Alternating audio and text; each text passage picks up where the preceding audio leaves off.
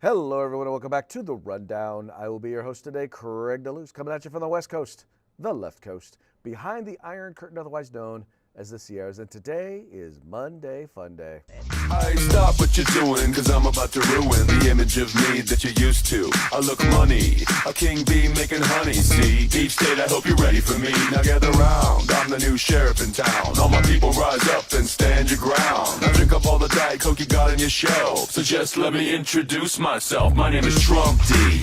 I like my mashed potatoes lumpy. Fake news, oh how I like to punk thee. That little sniper on the slope tin, he took a shot but he missed me. I don't fall, y'all, I'm like the ever ready bunny. Still going strong and spunky.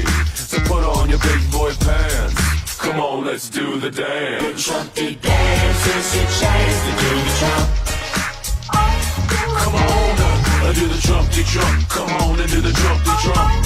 Check me out, y'all. We do the Trumpy Trump. Just watch me do the Trumpy Trump. Yeah. Do you know what I'm doing? We do the Trumpy Trump. Come on, everybody do the Trumpy Trump. It's time to do the Trumpy Trump. Yeah. You know, I don't know what we are going to do when Donald Trump is no longer president. Because, I mean, can you think of a president that is more entertaining than this one? Whether you like him or not, whether you believe in what he's doing or not, you cannot disagree. Bruh's entertaining. I mean, used to be a time when you wake up on Monday morning and, you know, Sleepy Joe hadn't really, you knew he hadn't done anything all weekend, and you knew if it was any time, you know, before noon on Monday, you knew chances are there wasn't anything new coming out of the White House because, well, Sleepy Joe hadn't quite, you know, gotten out of his crypt yet. But nowadays, man, you never know what's happened over the weekend. And so anyway, we're having a good old time. And I just realized something.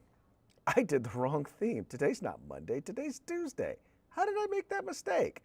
My bad. It's raining tacos from out of the sky. Tacos, no need to ask why. Just open your mouth and close your eyes. It's raining tacos. It's raining tacos out in the street. Tacos, all you can eat. Lettuce and shells, cheese and meat. It's raining tacos. Yum, yum, yum, yum, yum, yum. It's like a dream. Yum, yum, yum, yum, yum, yum. Bring your sour cream.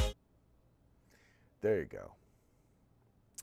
Yeah, we actually are going to be having Chipotle bowls instead of tacos. So I guess if we decided that we wanted to use flour, I could make flour tacos out of my Chipotle bowl, but that's usually kind of a burrito bowl kind of thing. In any case, we're having a good time here. Obviously, I was a day behind most of today. I don't know what I was thinking. Anyway, welcome to Taco Tuesday, where we celebrate the diversity of food here in these United States and the unique way in which America makes anything, no matter where it comes from, uniquely American. And there's nothing more exemplary of that than the taco. Anyway, we're having a good time here. It's going to be me. It's going to be you. We're going to have a great time. So let's go ahead and get into it and start off with a quick shout out to our sponsors. We're going to start with the folks over at Hitman Industries. They make rifle and pistol caliber barrels available for you to purchase at any length at hitmanindustries.net. Then you've got the California Republican Assembly, otherwise known as the conscience of the Republican Party. You got to find out why. Just go to cragop.org. That's cragop.org, and well, find out why. And then we've got the best in concealed carry tactical holsters available on the market at hogholsters.com. Just go to hawgholsters.com and get your hog holster today. By the way, make sure you use discount code The Rundown, all caps, no spaces, one word, just like it is right up there, and you'll get your hog holster on discount today.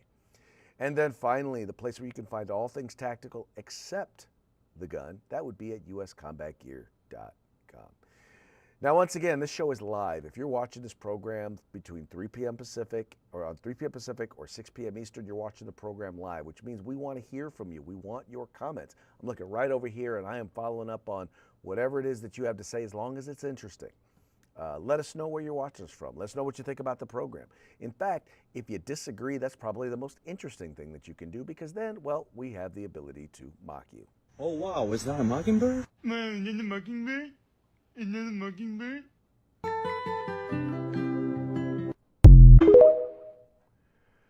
That's right. We will mock you. Not because we want to be mean, but because, well, it's fun. Mostly for me, but I think the audience does kind of appreciate sometimes when we do an appropriate mocking of those who tend to disagree with us.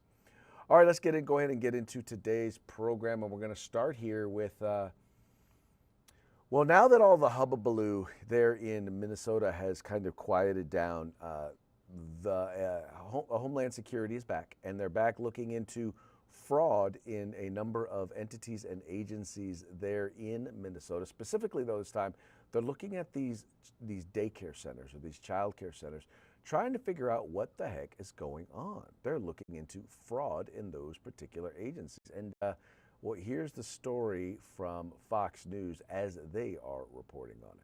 Had a photographer there at the daycare since this morning, capturing video of those federal agents just going in and out of the building, collecting evidence as part of the DOJ's fraud investigation in Minnesota. Take a look at this video here. Sources tell Fox that federal agents are raiding about 22 businesses across Minneapolis this morning, and sources say many of them are tied to Somali-owned operations. All of this comes after that viral YouTube video from Nick Shirley. It was back in December. In that video, he visited different child care centers, and you'll remember they were either closed or there were just no children inside, despite receiving state child care funding.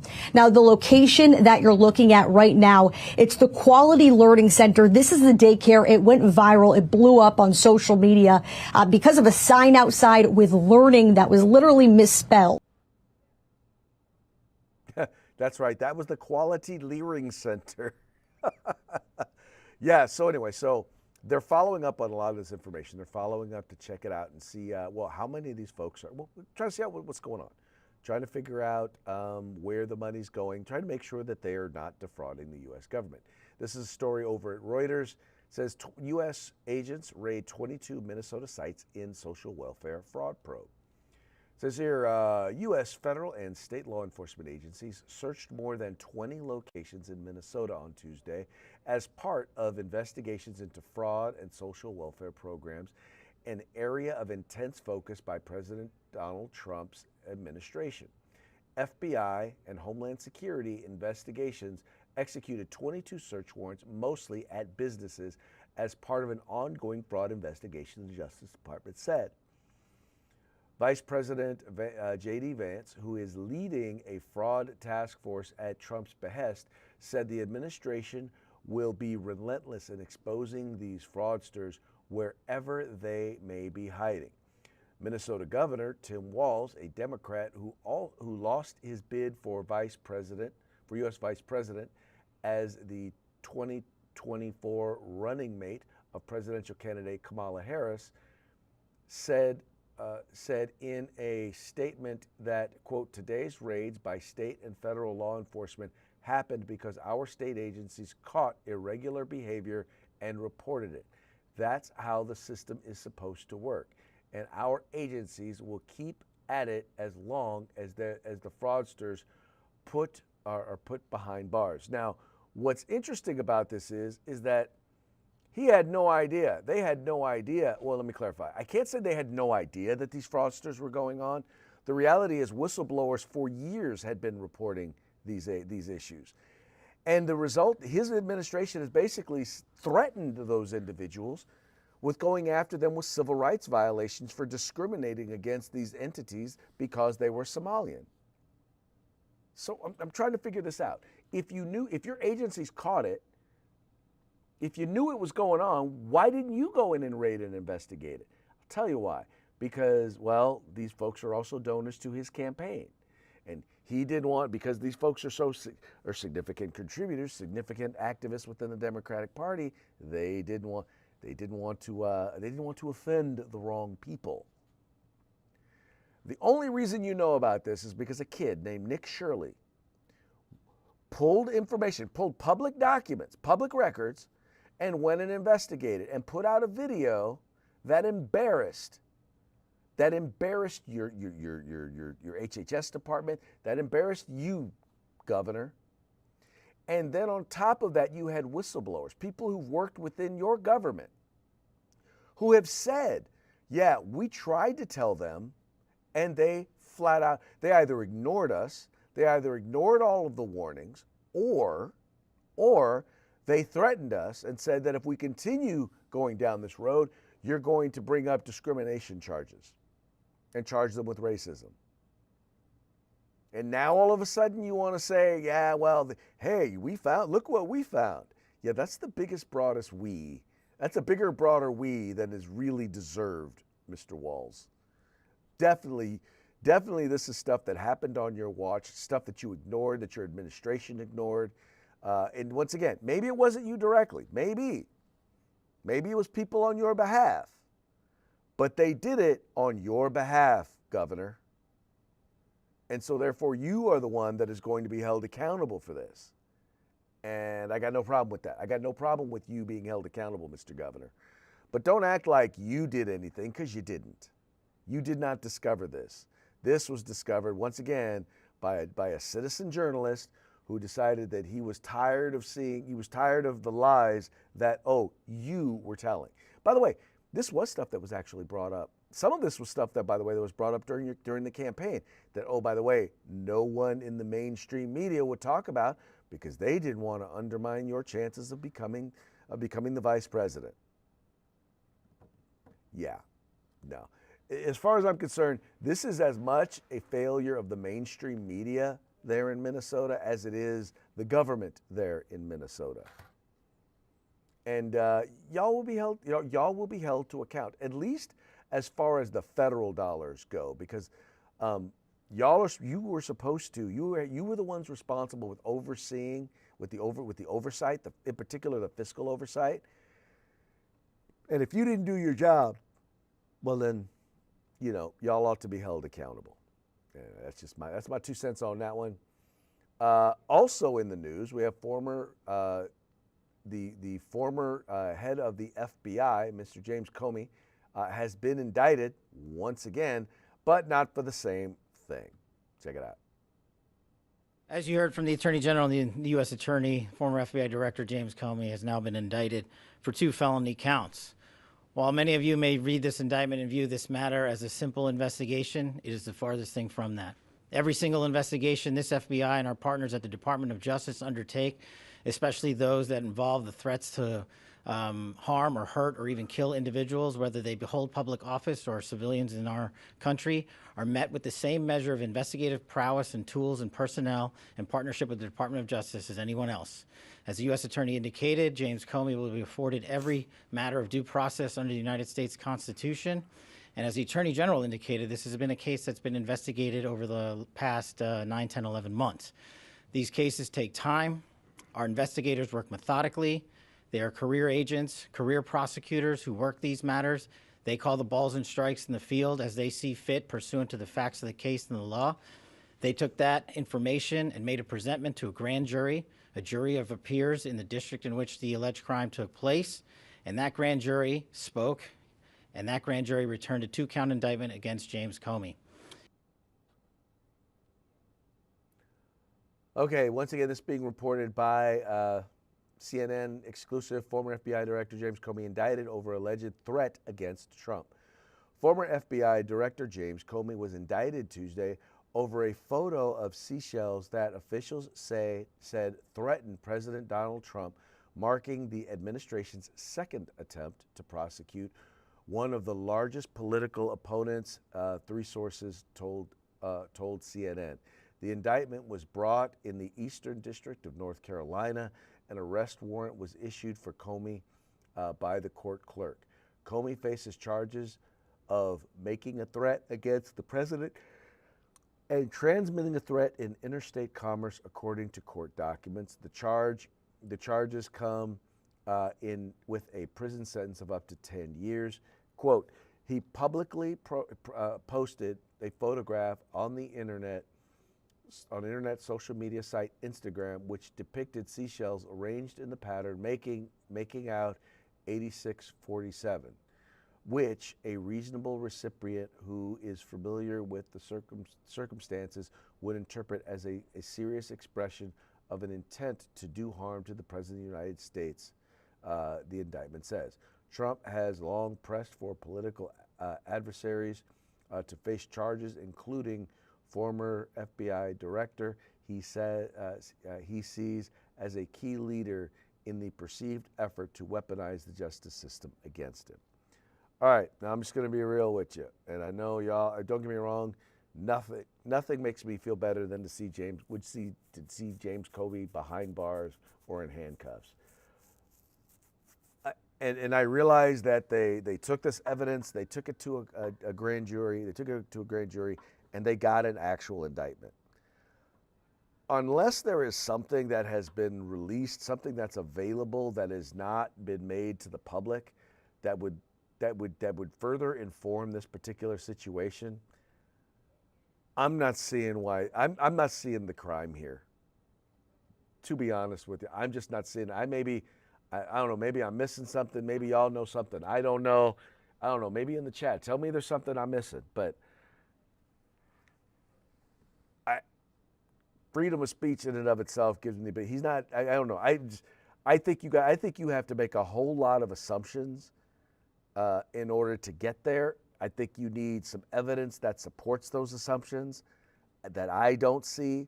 But once again, I wasn't on the grand jury. I wasn't privy to all of the information. I remember what went on at the time. I didn't hear anything else that came out at the time. And I'm just not seeing anything here that would lead me to say, yeah, this is worthy of an indictment. The thing that bothers me about this is that if this is the best that we've got, then just let it go. I mean, okay, I get it. We messed up. He lied. He flat out lied to Congress. And because Pam Bondi messed up when she appointed her U.S. attorney, it wasn't handled correctly. That indictment wasn't handled correctly, and now the statute of limitations is gone. I'm sorry, President, I get it. You want to indict him, but you blew it. When I say you blew it by appointing Pam Bondi, because she blew it. And I don't know what to tell you. I know you want to get him, but is this it really? I mean, is this really what you want to hang your hat on? He did something which is stupid and offensive, but should it really be illegal? I've seen people do a lot worse. Online. I mean, think about this.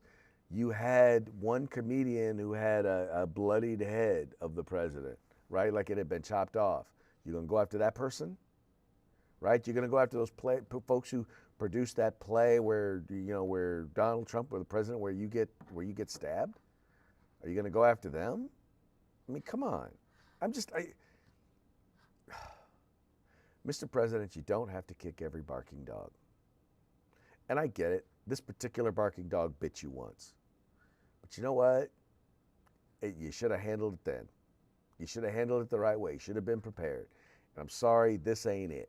I think this is just a distraction. And when I say it's a distraction, it's not a distraction. It's a distraction from you. I mean, it's a distraction from you being able to focus on the things you need to be able to be focused on, from what the Justice Department should be focusing on. You should be focusing on making sure our right to keep and bear arms are protected. You should be making sure that criminals are being removed from our country or being removed from our streets. Those are the things that you ought to be focusing on. That's what DOJ ought to be focusing on. Undoing how these rules that they've written that are basically legislating from the executive branch. Those are the things that you need to have your DOJ focusing on, not this sort of stuff. And I'm not saying there aren't people who did things that are worthy of indictment, that are worthy of going to jail. There are. I just don't include this among them. I just don't, because here's the problem, is this is clearly a political prosecution. And then when the next one comes around and it's a legitimate reason, it's only going to be seen as a political prosecution. And you're going to be undermining your own case by bringing forth weak cases like this. And let me clarify. I don't want to call it weak because I haven't seen the evidence. Like I said, once again, I will hold out say that maybe there's some stuff that I don't know. But I can say this, I ain't seeing it. And this one right here was a bad move for the president in my eyes. Here's another bad move, and this is a bad move not for the president, but for Democrats who are looking to use the attempted assassination of Donald Trump as a reason to go after, quote unquote, as the guy from Minnesota called it, military grade weapons. Now, I have no idea what a quote unquote military grade weapon is. A knife is a military grade weapon.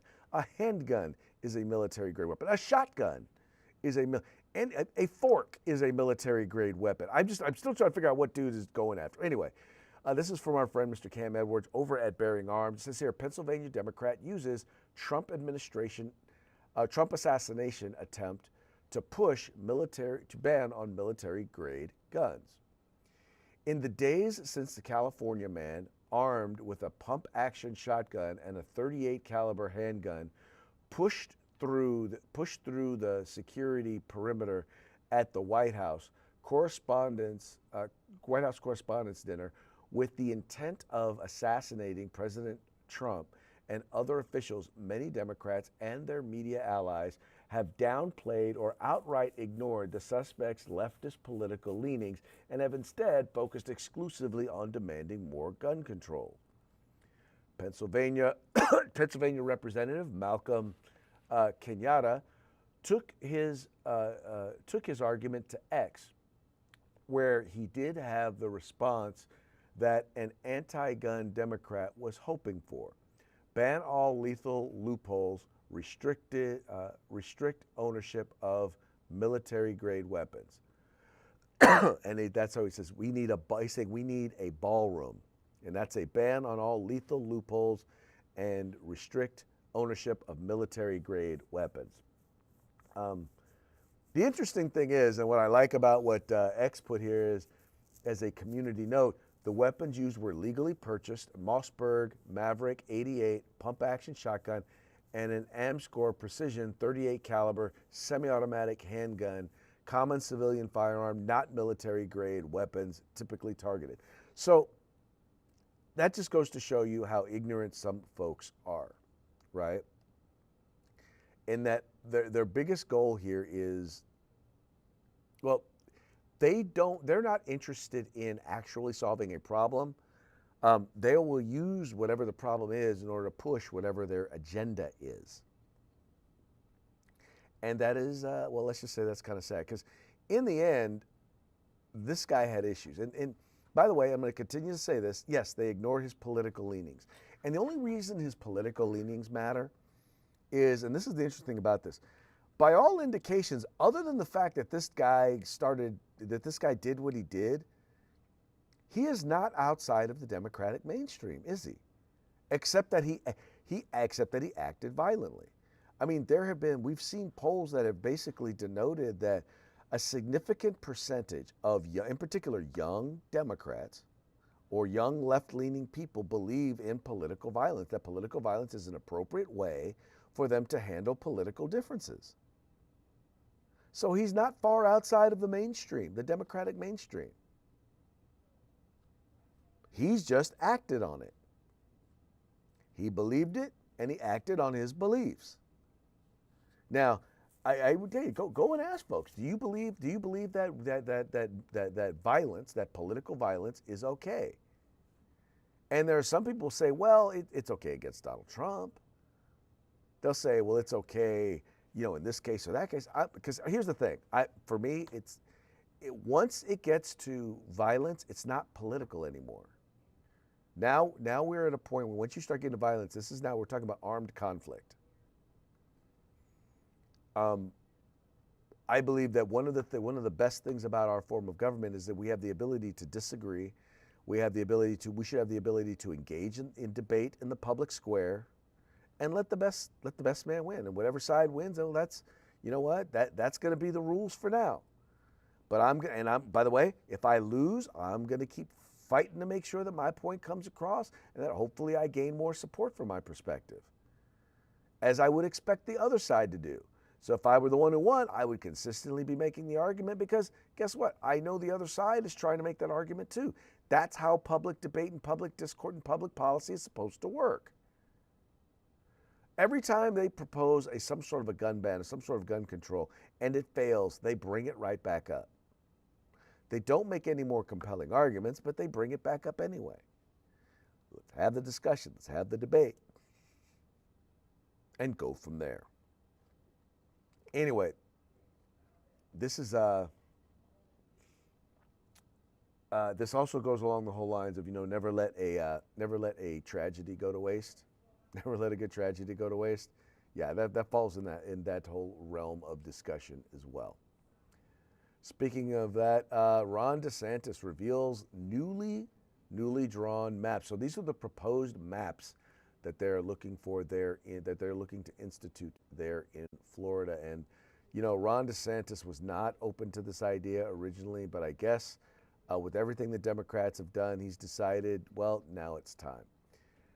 Let's go here. It says Ron DeSantis was once the future of the Republican Party, a battle-tested conservative twice elected as governor of Florida. Then Donald Trump steamrolled him on his way to the White House. Now, this is the Associated Press trying to demoralize or denigrate Ron DeSantis.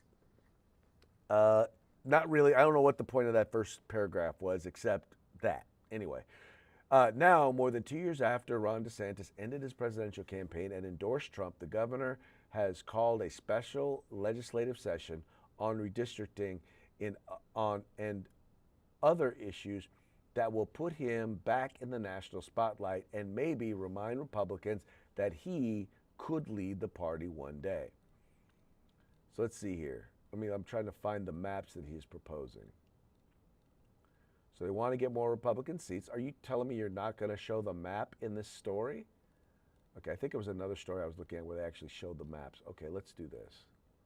We're going to go over here and we're going to put in Florida maps. And let's see, news. New Florida. Okay, here's the Newsweek article on it. There it is right there, the new maps. This is hilarious. This is hilarious. Look at this. All right. So these are the new maps that supposedly that they've drawn. And in this, Ron DeSantis unveils new Florida congressional map, adding 4 GOP seats, creating 24 and only 24 to 4 Democrat splits. So I guess right now it's 20-8. And wow, look at these little itty bitty Democratic districts. This is hilarious. But here's the thing that I will say. Their districts are compact, right? If you look at it now, I'm sure if you get a little closer, it may look a little funky, but I don't see any of these Democratic districts or any of these Republican districts that are like streams into like nothing like the Georgia, the Virginia maps. Hold on, let's pull up the Virginia maps. Virginia maps. Virginia maps. Yeah, I spelled maps wrong, I know. Virginia congressional map. So there's the old Virginia map. Wait, where's the new Virginia map? Dun, dun, dun. Okay, so that's the old, this one right here. This is the, let me go to, let's see. Type in new Virginia map. New Virginia congressional map. So let's look at it.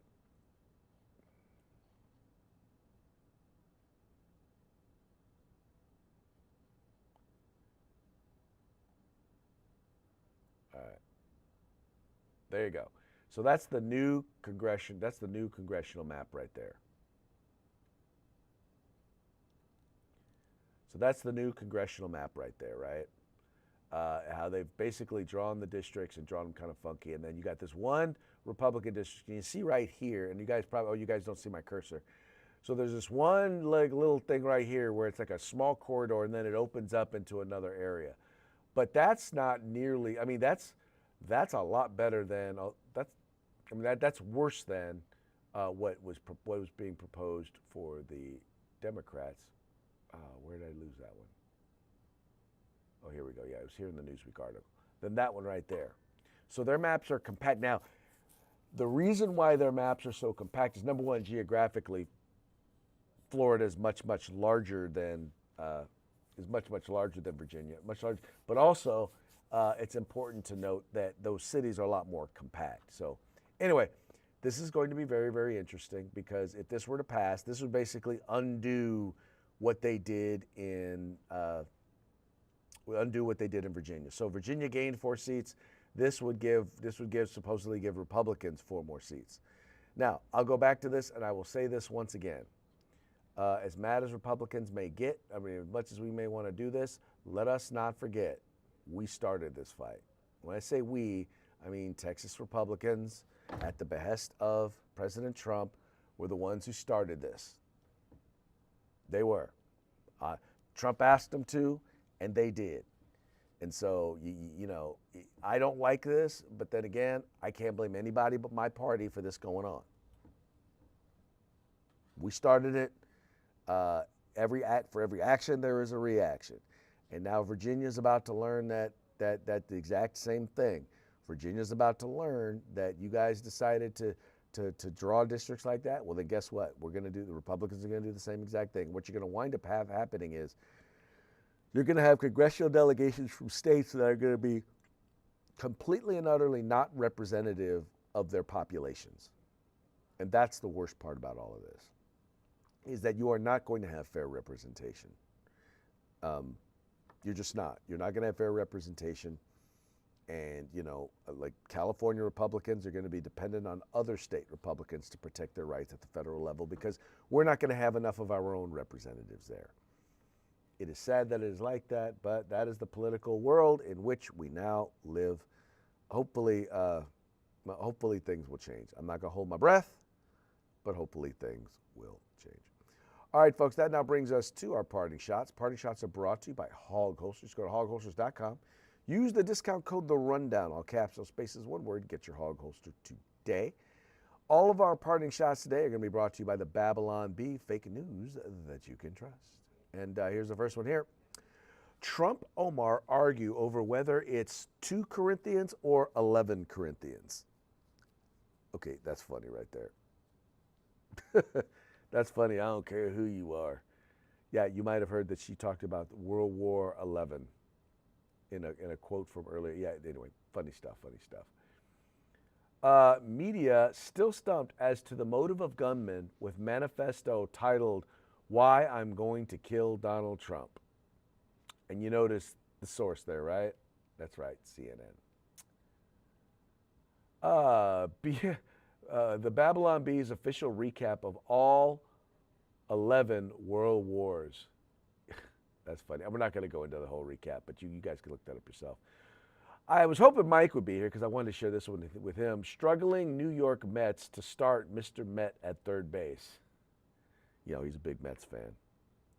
And then finally, after failed assassination, Democrats observe customary 5-minute pause on calling Trump Hitler.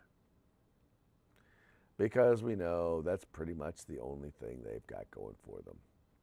Call him Hitler and, go from there. Call him Hitler and repeat.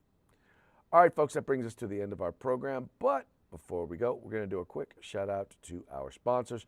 We're going to start with folks over at Hitman Industries, rifle and pistol caliber barrels available for you to purchase at hitmanindustries.net. The California Republican Assembly, conscience of the Republican Party at cragop.org. We've got the best in concealed carry tactical holsters available on the market at hogholsters.com. And then finally, the place where you can find all things tactical except the gun, that would be at uscombatgear.com. And with that, we're going to go ahead and call it a day. We very much appreciate you tuning in. We appreciate you liking and sharing the program and encouraging your friends to do the same. We will be back tomorrow. Same bat time, same bat channel. Hasta mañana.